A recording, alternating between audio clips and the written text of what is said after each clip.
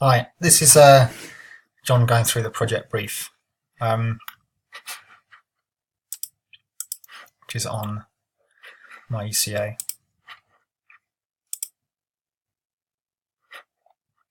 Okay, so the front page of the brief has a kind of Pixel Garden image. Pixel Garden are a Berlin-based company. If you go to your teaching materials, and we want you to really engage with these teaching materials, the illustration, animation, and the graphics teaching materials are on slightly different on my UCA. So here we've got Pixel Garden. If you click on the image, you should click through to their website, and here you can sort of see all of their different projects. Yesterday we sent an email saying kind of engage with the teaching materials and have a look at these projects, say what you think about them, analyze them. What we like about Pixel Garden, for instance, is the fact that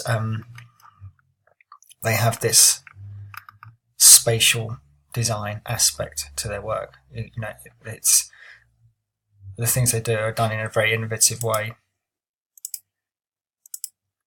So you can sort of see their use of laser cutting, framing. It's very playful. Anyway, going back to the handbook, this is a project they've done for Super Mario Fashion, some sort of fashion project. What I like about this is the sort of makeshift nature of this image. These are just, shapes cut out. These are boxes painted.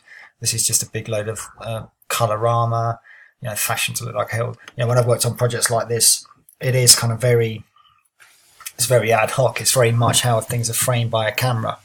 So just bear things in mind. This idea we're kind of suspending things with fishing wire. These are all the sorts of things that we're keen for you to do in the 2-day workshop.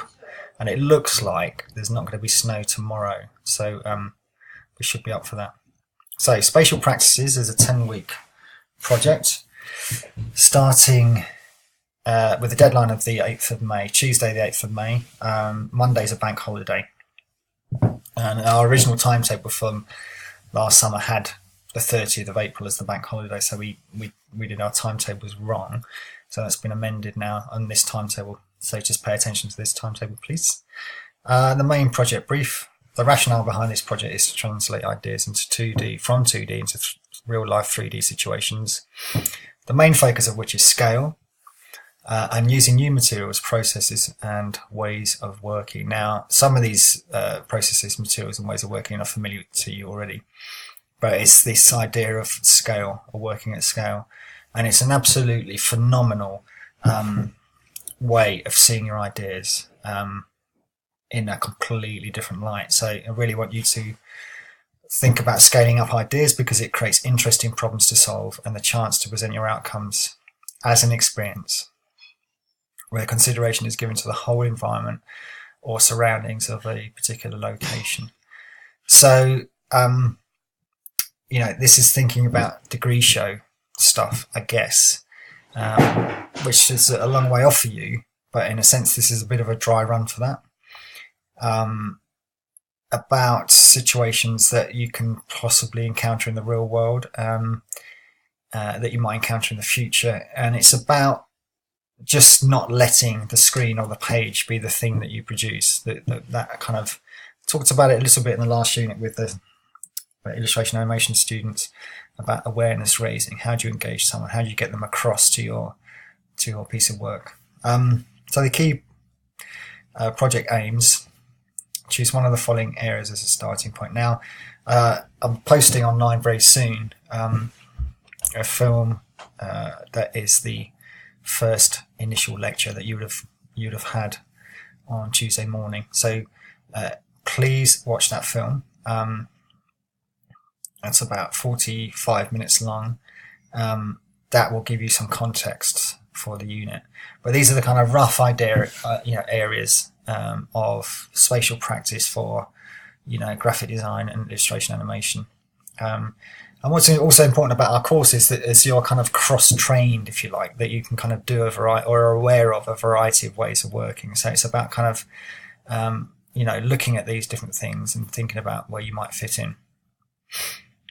So wayfinding, placemaking, stage design, prop making, costume, performance,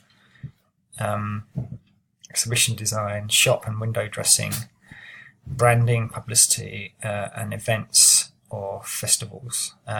All of which students from courses like illustration, animation, graphic design, visual communication have graduated into doing jobs like this. These are exciting, you know, innovative, sort of cross-discipline jobs, and they're worth considering, or situations. Each area offers a variety of real-world situations encompassing different elements. For example, signage, information design, scenography. Scenography is, you know, what's in the background of a particular situation. You know, a kind of setting the scene, if you like. Illumination. Illumination would be projection, or you know, creating using lighting to create a particular kind of experience, immersive experience, interaction. You know, what's very good, and going back to the kind of teaching materials of, I think it's Trapped in Suburbia, which hopefully is here somewhere. This sound poster is Trapped in Suburbia. Let's have a quick look at that.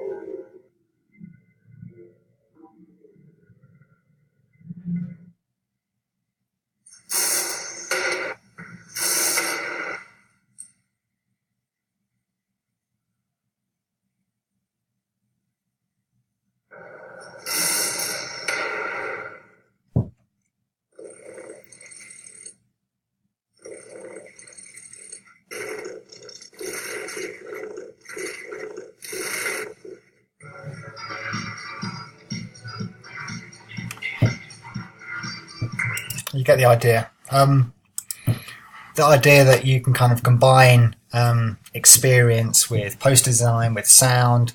And Trapped in Suburbia, you know, a Dutch design company, are absolutely fantastic. So have a look at their website. I don't know if I put. Oh yeah, there's a show reel here as well, which is great actually. Let's have a quick look at that. And this is on their website, so you might have to just Google Trapped in Suburbia to kind of get a kind of fuller sense of this one. But you can sort of see here there's a whole bunch of different stuff we've seen already.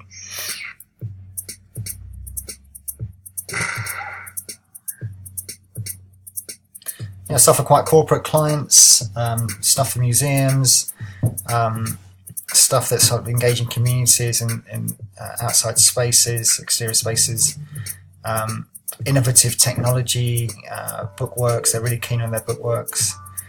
In a sense, their bookworks seem to be the kind of springboard for lots of different ways of thinking about how they communicate, you know, but it kind of is centrally located in the book.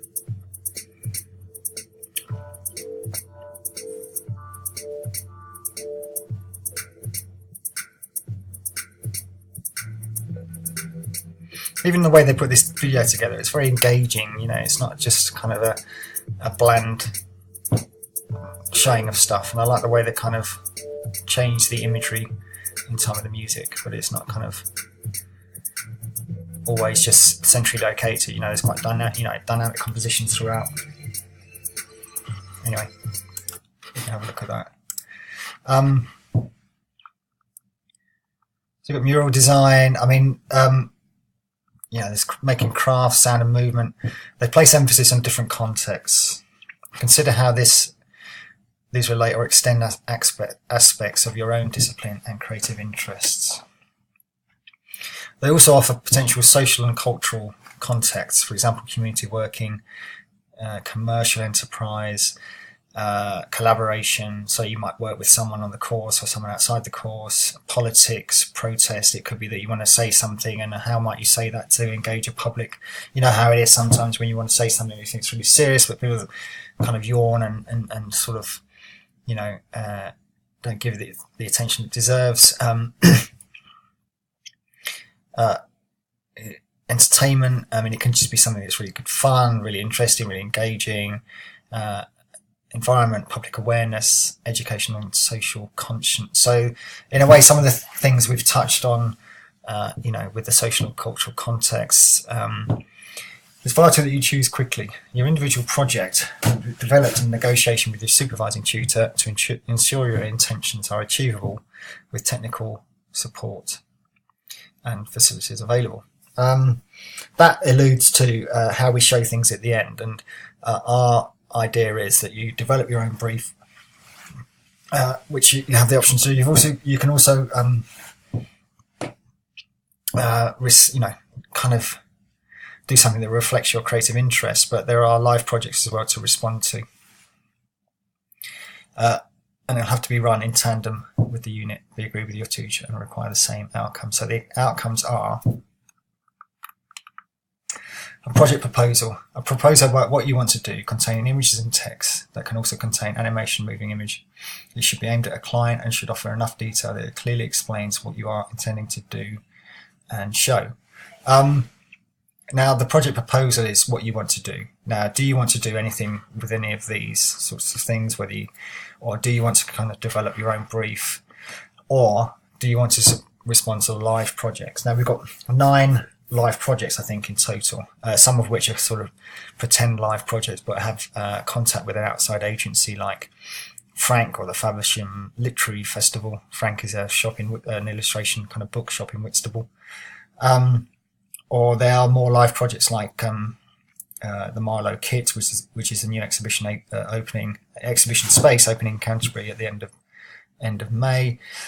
We can go through the live projects later, but I would use the live projects to respond to. I think they're really good, and they offer that kind of chance to get a bit of experience, a bit of industry experience that you can put on your CV.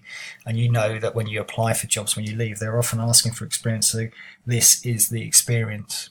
This is where you can get some experience that you can say, I did this, this and this. I worked with this charity, or I worked with this community, or I worked with this company, and I did this, this and this. And that will go towards you, gaining employment or a good internship when you leave. Sketchbooks.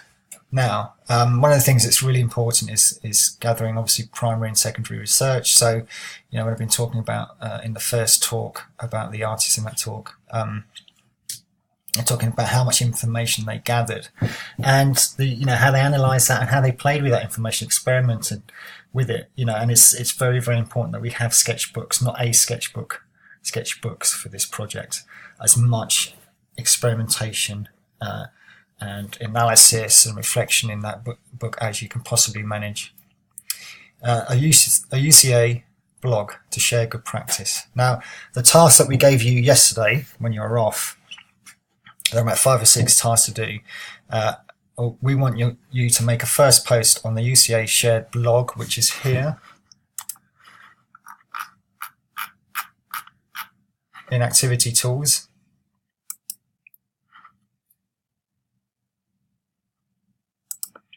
And there's a blog they're separate, unfortunately, to each course.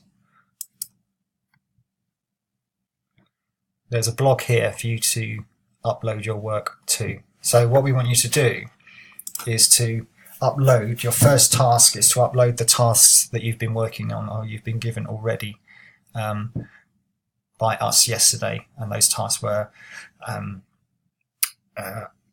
I can't quite remember what they are now, but you can refer back to the email that you were sent to look at those. You make your sketchbook entries, scan or photograph your sketchbook and put it onto YUCA on that blog. You can upload pages from your sketchbook, images of workshops and work